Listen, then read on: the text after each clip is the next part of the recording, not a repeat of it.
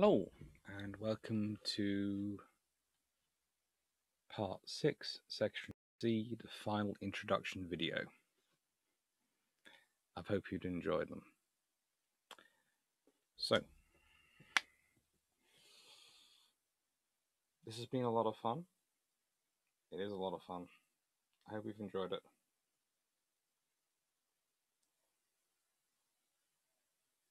And I hope it's made you think about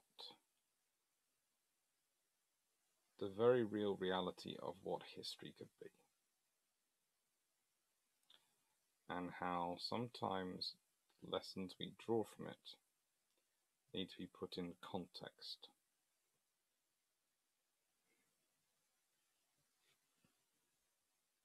Did you've enjoyed it? Right.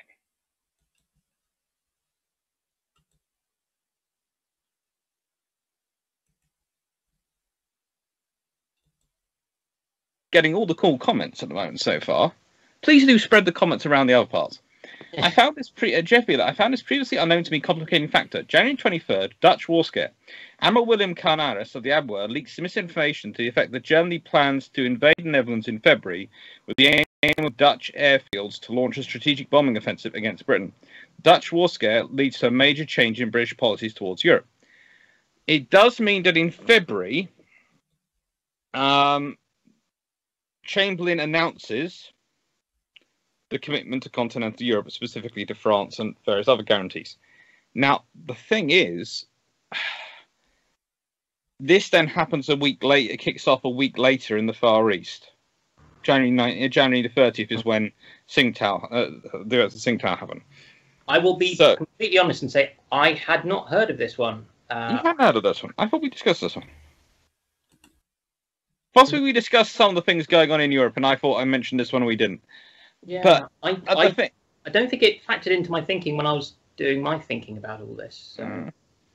Well, the thing was, when I was thinking about this, you see, the scenario is they make the commitments. Yeah. And that's really important to the French. But if you've got a war already kicking off in the Far East, do you then make those commitments? Or do you change how you phrase those commitments? Or are those commitments contingent upon French support in the war in the Far East? It's why I've been saying the whole way through they weren't taking the whole BEF out there. And also why I was pointing out that the Strategic Air Command and the Bombers Force, I'm not sure which part are we talking about this one. I basically said, well, they're going to be staying back there because they're going to be making the claim of defending Europe and they're to countering Europe. Mm. So I would think you would have a very interesting scenario spending-wise, but also there's the fact that a war against Japan, especially a containable war, is what they would view it as to an extent with this scenario, allows them to completely openly take their foot off the brake and put it on the gas for all war production going forward. Mm. Completely openly, whilst Germany, etc., is still technically tied by treaty. Yes. Not that Germany takes much notice of it, but, ever properly goes to a war economy like Britain does. No. Yeah, the inefficiencies in the German war machine. Why anyone thinks it's so good? They produce some interesting prototypes. That's why it's so good. Yeah. It's like the old saying historians have that, well, not all historians, but some historians of my friends, and one of my old professors used to say this quite a lot. King Francis of France first was rich on paper, and that impresses historians. King Henry VII was rich in gold. That impresses contemporaries.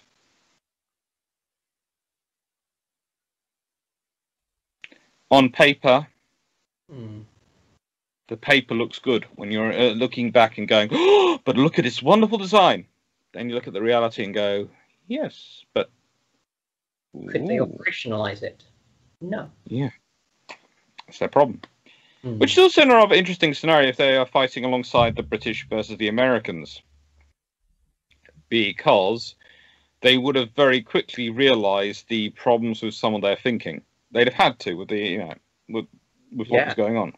I mean, their only allies to this point, well, allies and bits they've annexed are okay. They've got the Czech Skoda works, which, despite the Skoda jokes of our youth and things, they were very good. But that was about it. They've been with the Italians, who are not particularly well known for their, at the time, for mechanical reliability of things, and still aren't necessarily, and the Spanish, who've been fighting the Civil War. They haven't worked with another big industrialized country, and they've been they've been on the other side from Britain and France for long enough, for a couple of generations now. So they haven't seen what British industry could actually do, except from the receiving end in World War One. And I think which is different. Yeah, I think they would be taking note. Certainly, anyone competent on the German side. I think the British would also be taking note about certain things. I wouldn't be surprised if you start seeing cannon getting fitted to fighters quite quickly. Yep, the Germans. So the problem. One of the lovely people on Discord actually pointed me in the direction of information on this. The problem with the aircraft cannon that the RAF were trying to get to use was the cold. They were freezing. Yep. Hispano cannon do that. Yeah. The Germans stuck theirs through the middle of the engine. The British eventually started ducting a little bit of warm air from the radiators or something. But the problem is that you kind of have to design that in, because the way that the Spitfire and the Hurricane were both designed around the Merlin and then just, beautifully crafted, around that. There isn't the space without a major redesign. But if you've seen them work, they are more likely to figure out why they're not working. And the Spitfire and the Hurricane were always built and were ordered. The request for them included the idea of fitted for but not with cannon to go into the wings. It wasn't a novelty. They knew that was the plan. And that's why they didn't go with the 50 cal or something, because they went, well, we'll go with a shed load of rifle caliber until we can get a cannon, because that'll work for us. And there's no point going for a middle ground. And yeah, they might figure it out faster. Theoretically. Anyway, thanks to Jeff Beeler for raising that raising that point, because obviously I thought I had discussed it with Daniel, but obviously I hadn't. So that's it hadn't wormed its way into my thinking when I was plotting these before we started recording. But you see, you do have the scenario, and it's kind of like with our answer earlier to John Wakely. That is the scenario which exists, and it does. But everything is always subject to context. In the context, Tsingtao 1939 goes down, and the Royal Navy managed to deter the conflict and save British face.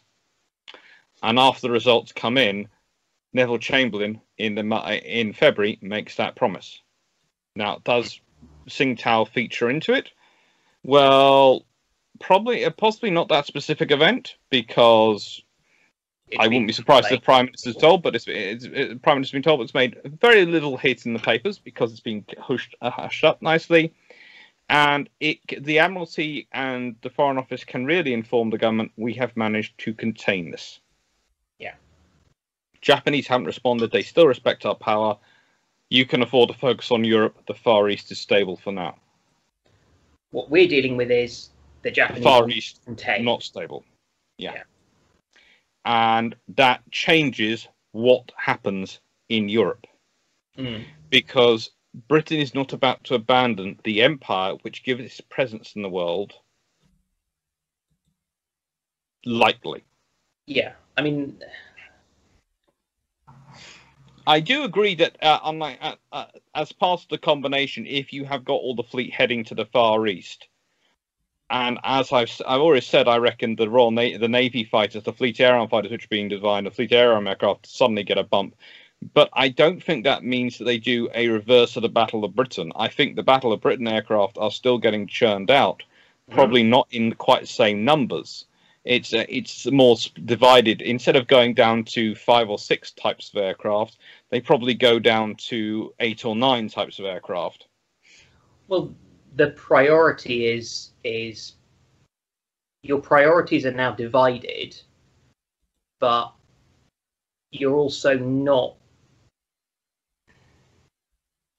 trying to think, because you weren't losing that many aircraft during the war, the first few months of the war. No. You were losing some, and you weren't having the factories bombed. But fundamentally, the factories are currently safe. You're not at war with somebody who can attack the factories, so you don't need to be setting them up, the shadow factories, quite as bomb-proof for now. You might well start setting the shadow factories up, but no. You can take your time a bit more about it. Yeah, and I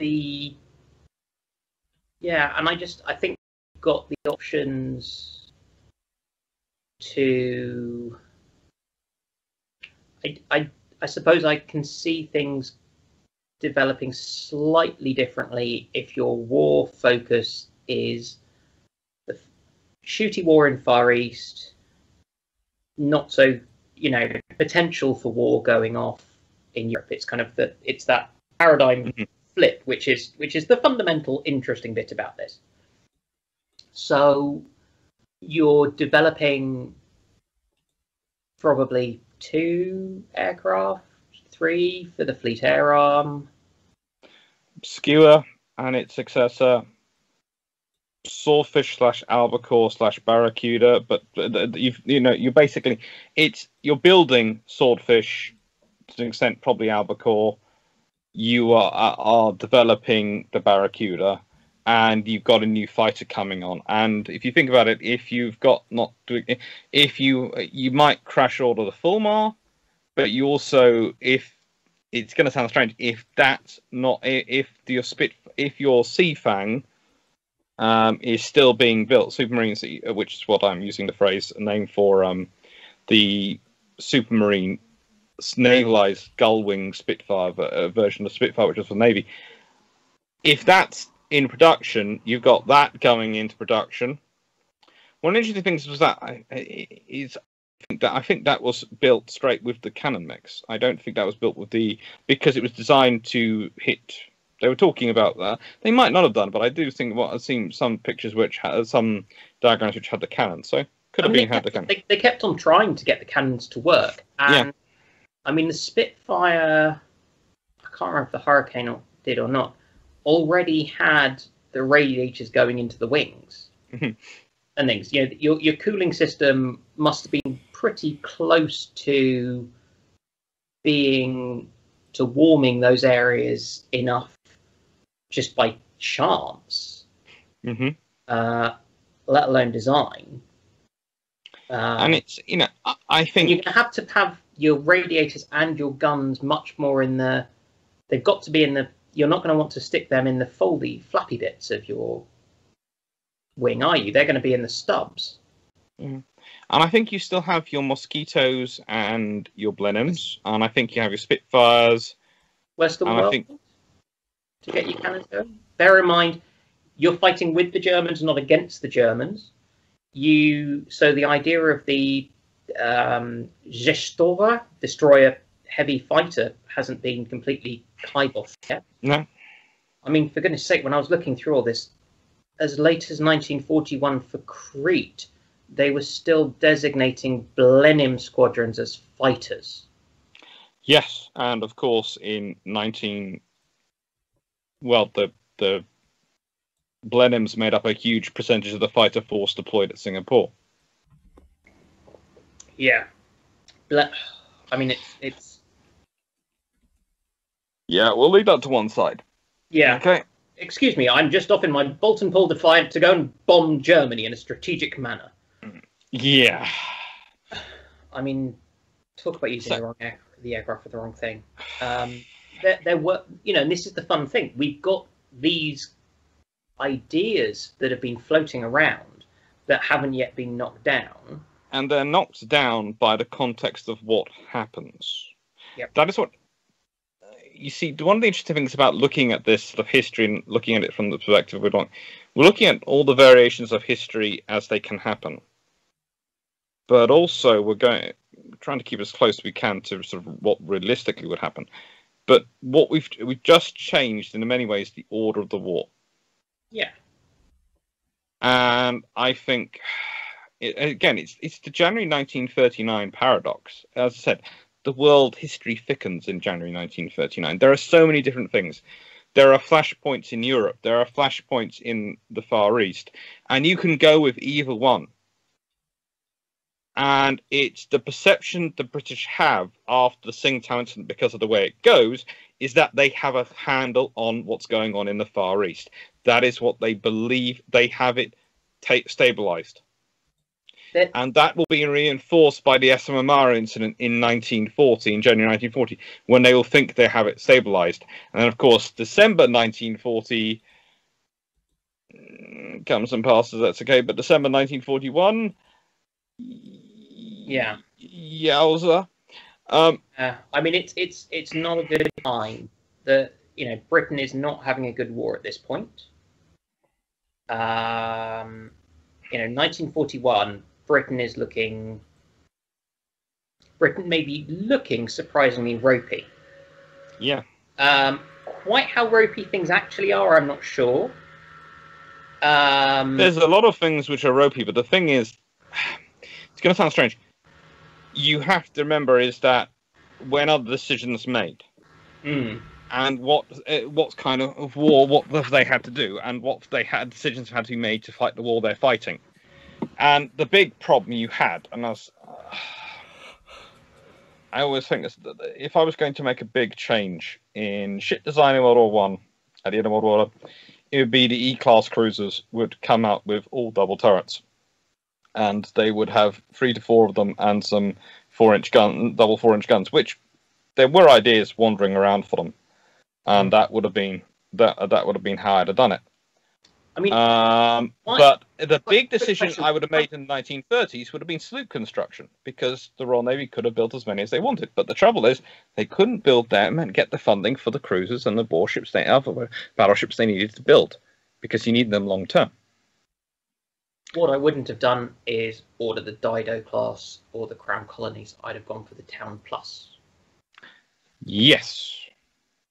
Because I don't 100% see the justification, because I think that the naval treaties by that point were, by the time they were actually being ordered and were beyond the point of being changed, they were not so far along that you couldn't have. Well, it's kind of like the KGVs. They're being ordered in the hope that you can salvage the treaties. The hope is you can maintain the treaties, which is considered this thing which is preserve peace. And that's the other thing which I find a scenario interesting, these scenarios we've been looking at. And again, this final scenario where we're looking at America during the war, the realities of it. You have lots of contentious ideas which can come out from this. But the point is, it isn't as straightforward and as simple as there was only one way to war. Yeah. And the thing is, in many ways, the war we've been talking about, the British were better prepared for in January 1939 than they were the way they found themselves at war in September 1939. Well, the sequence of the war with September 39 Germany, and then being held back from doing anything that would be effective, because the problem is France. Runs the land war in Europe. France runs the land war in Europe. 39, British plans. Now, there's a bit of an argument about bombing factories, which is stupid on the grounds. Oh, but it's private property. You can't damage private property with bombers. That soon left, but at the time that was an issue. This is when you suggest that the RAF has been removed from the Royal Navy's leadership for too long. Yes. I'm sorry that when you hear that sort of thing going through, you sort of look at you can almost tell the RAF officers who come from the Army versus the RAF officers who came from Navy originally, and which schools they came up with. Because there's the Navies who are going, we take it out, and then there's the Army who are sort of split between the two. And what I really like is a Churchill idea, which was Operation Royal Marine, which I do slightly go on about. On things like the Discord, but I think would have been brilliantly effective, which was mine the German inland waterways by air. Yep.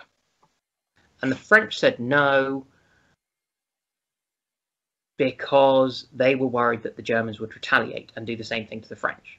We kind of went, so.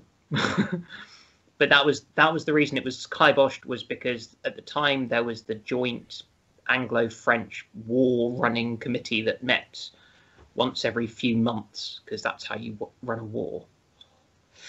And that was part of the same plan that. So the plan in the build-up to Norway was part of that, was to also mine the Norwegian waters, and then kind of, if the Norwegians objected, go, and if they didn't object, that's fine. And one of the problems with that was it had got tied up with the wider idea of mining using mines. And so that's what led to the delays, which led to the British forces being a day or two late. Whereas if they'd been out there mining them when they planned it, the German Navy would have run straight into them. Well, yeah, I mean, actually, I think the plan would probably have, if you'd had a free hand, the plan would have been to mine them for the winter of, it would have been mine them for the winter of 39, let alone, yeah, not quite sure why you're mining them just as the ports are clearing when they are in April of 40, because it takes a long time to get enough mines and get the bureaucracy sorted. Yeah, especially when you're writing it, when you're commanding. The trouble is, it's one of the interesting things, and I think this is one of the things which, well, we did Mirza Kabir in bilge pumps recently. Yeah, and it is my colleague and good friend Drac Infinel's favourite topic to sort of discuss about how bad the French admiral is at this point, and how atrocious an officer he is. And I agree with him in all this, but there's one thing I think he misses, in that a lot of the French command do not understand nor accept quite how ruthless the British still are at sea. In that they are very much have gone through the 1920s and 30s and are civilized. And they believe in civilized. And this was part of the reasons for things behind the naval treaties, for a lot of the powers of getting involved in them, who were smaller powers, who frankly, they were being regulated, but frankly, no one needed to bother really to regulate them. But they were involved. And it got our people.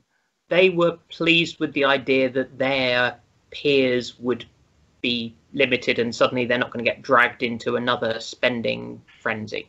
Yes. It would be civilized. Yeah. The different scenarios you have, though, between some of the major fleets and these minor fleets, though, in their approach to war fighting is quite dramatic. You know, we're talking about the Japanese. They do love the big battle. So do the Americans. Until they lose all their battleships in December the 7th, 41. I think even before then they were starting to think about it. It doesn't come from nowhere, the idea. It just, they've been between two schools, and one school suddenly loses its core, the core of its idea for doing its school, so they have to figure out something else. By the other school demonstrating it. To an extent. Yeah. Whereas the Royal Navy is in many ways has got three schools of thought going on, but it's working on a way to fuse those three schools together and get them to cooperate. Because, again, it's looking at fighting this global war.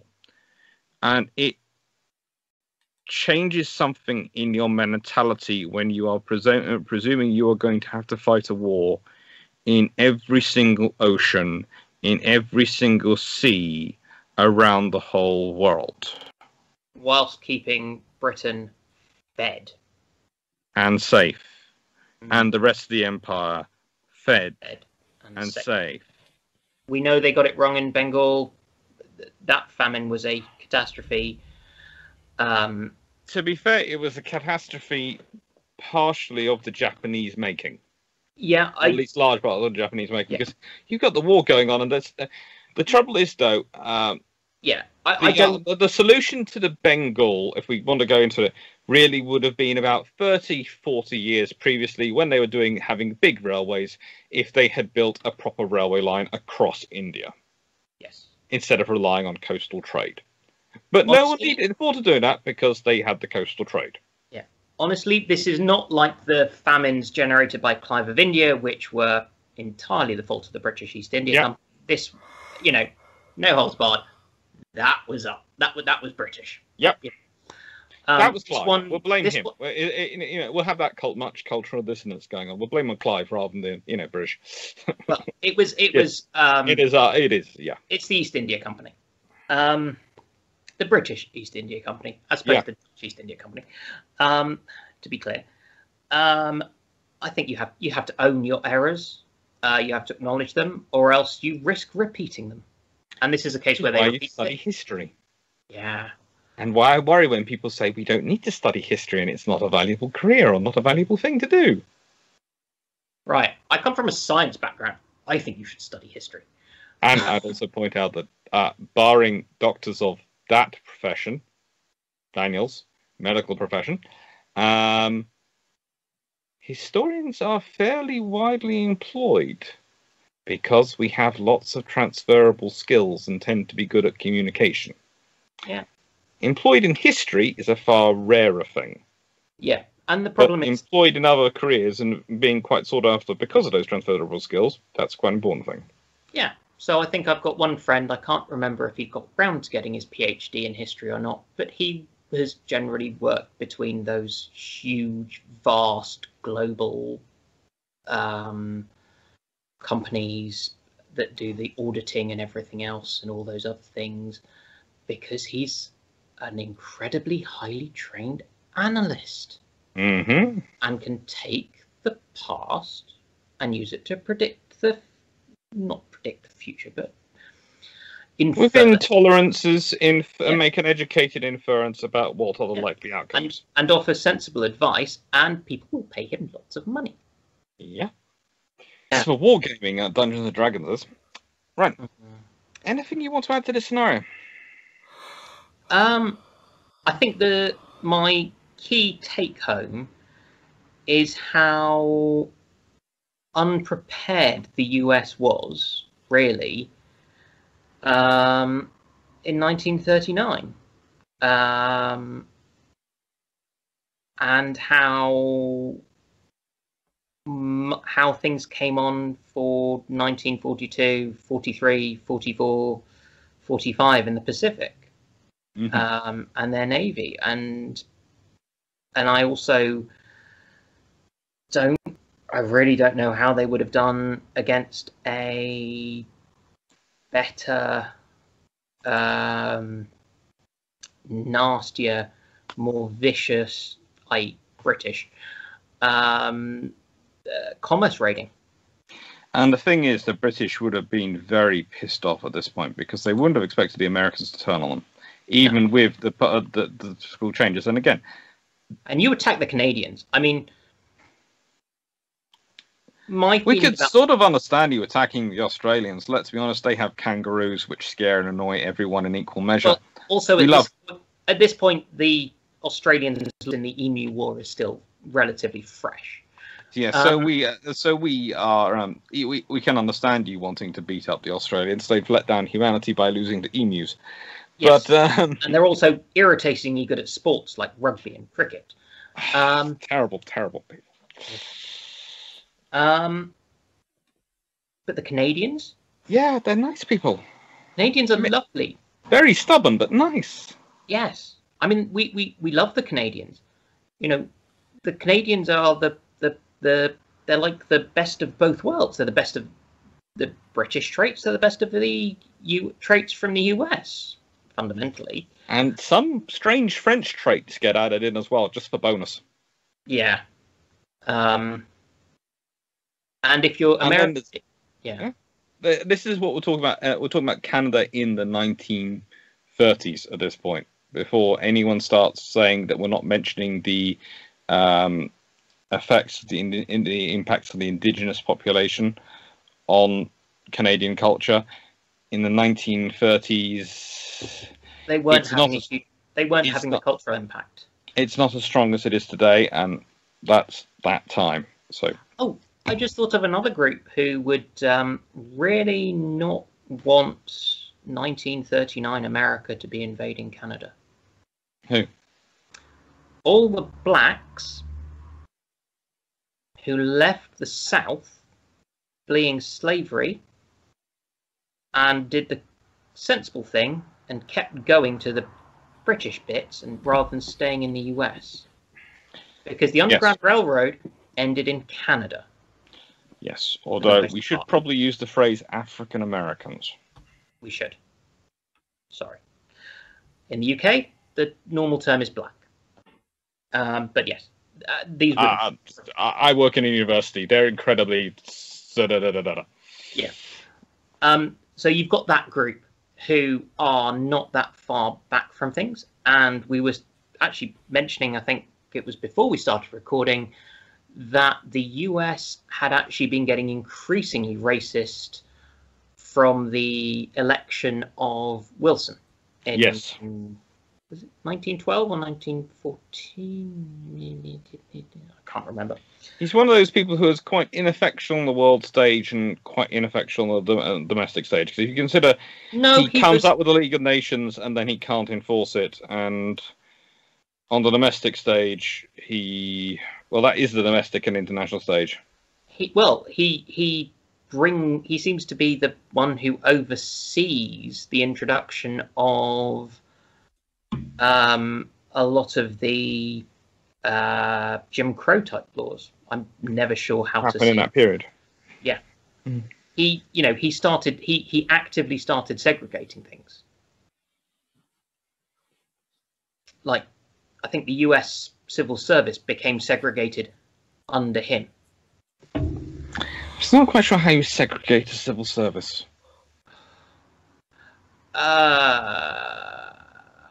Well, on the simple way, I mean, it's easier than for the Nazis to Jewify things because it's more obvious with skin color. You just go, you're fired, or you can't actually have a job with any authority or decent pay, no matter how well qualified you might have been, intelligent and good at the job. I mean, it's just insane. Yeah. Yeah. Yeah. So, they are not going to be people who are particularly happy with the idea, because also there's a good chance a lot of the US military at that stage may well have come from the South, because the North is busy being industrial. Mm-hmm. So, sorry, I have been given, and this sounds horrible, but halfway through the recording today, my sister came up and gave me this little measuring system, which she says has been playing her up, and it annoys me because it's working perfectly as far as I could see. And every now and again it goes through my mind, what else could be wrong with it? And so far, nothing. And it's fine. Oh well. Right. No, yeah. I don't have toys that exciting. I have a tape measure. Yeah. It's pretty cool. It's a measuring system. Yeah, no. That's me work out how big rooms are quite quickly. Oh no, I want one. I just haven't come up with an excuse to buy one as a toy because there's no excuse needed. It's about £20 on Amazon. Yeah. I keep threatening to buy you a £10 clip-on mic because I think that would solve all your problems with moving around. Possibly, but then it would also be the problems of me moving around.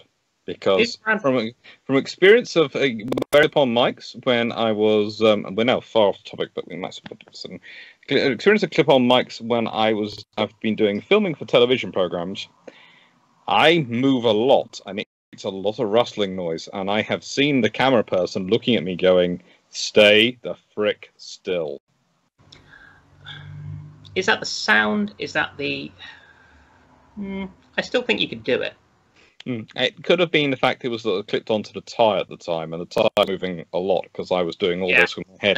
Because I still can move the whole time.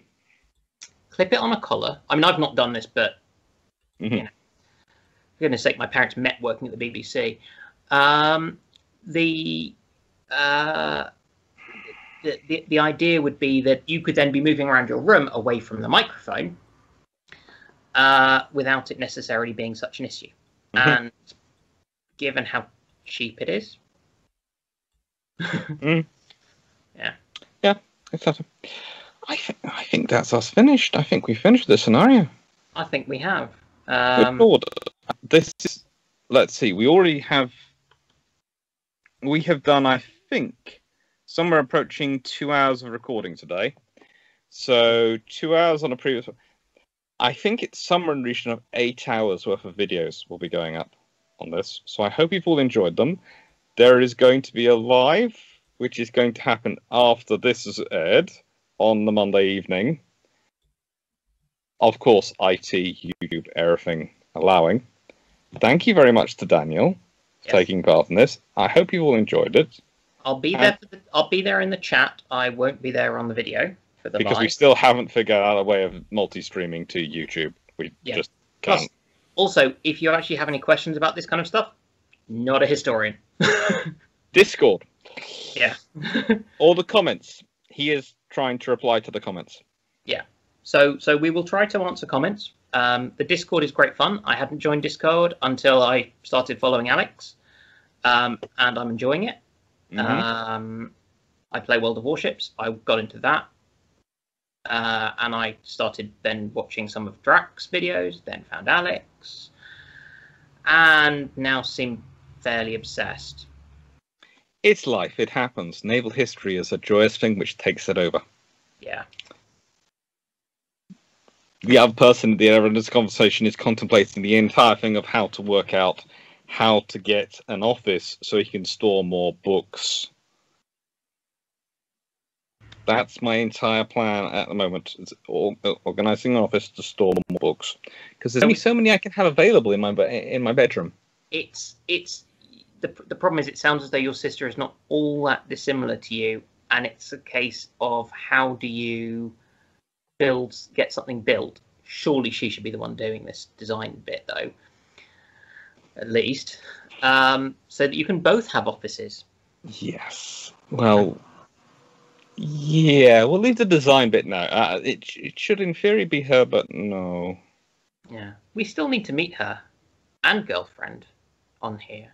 You need to do one of these with your girlfriend. Yeah, I have raised this as a topic. I have raised this as a topic with her, and she has got her exact phrases were no, never. I might when I'm seeing her for if COVID and everything allowing, and they're not deciding to do a full lockdown of London or something, I hopefully get to see her for her birthday, and I might be able to persuade her in person. Yeah.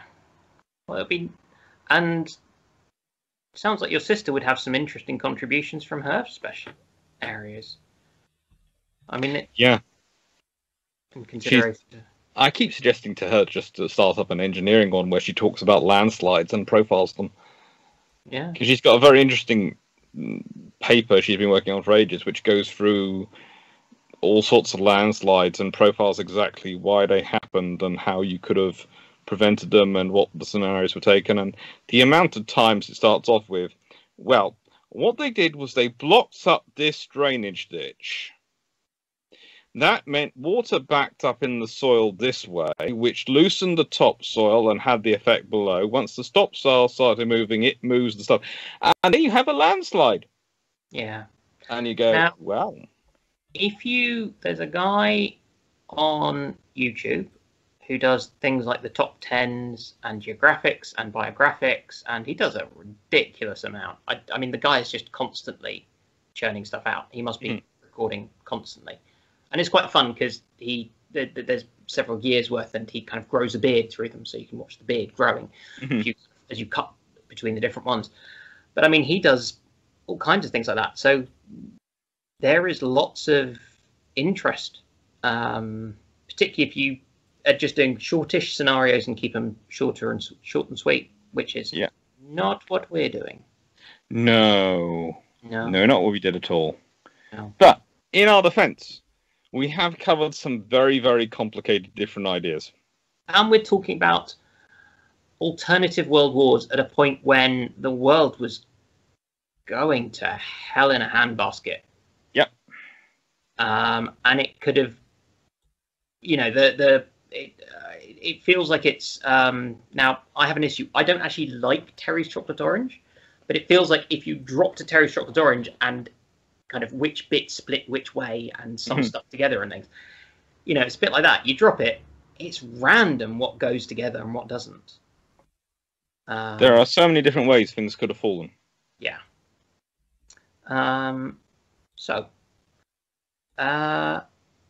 We will look forward to the live, and if you've made it this far and have comments like Alex's sister and girlfriend both need to get involved in these things. You can make that case to them rather than me. Yeah. This is probably safer. Please put such things in the comments. We're going to finish the recording now, but we might not finish the chatting. So take care, everyone. Chat soon. Yeah.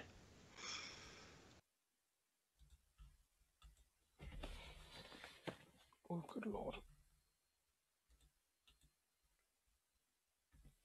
Hello. Right. I hope you enjoyed all that, and I hope it was a lot of fun. Certainly was fun for me to listen to it all. Again. Hopefully I wasn't making any clicking noises. I'm not sure if I don't remember to mute the microphone or not. But anyway. Thank you very much.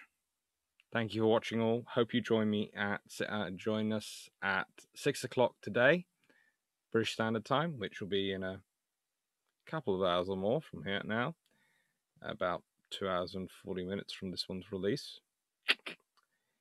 Thank you, and take care. Hope you enjoyed it.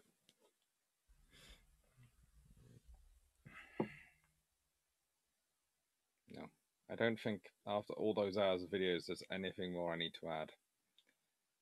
But I do hope you'll join us for the live and the discussion. It's been really interesting. Thank you, and take care. Please like, subscribe, and share if you do enjoy it.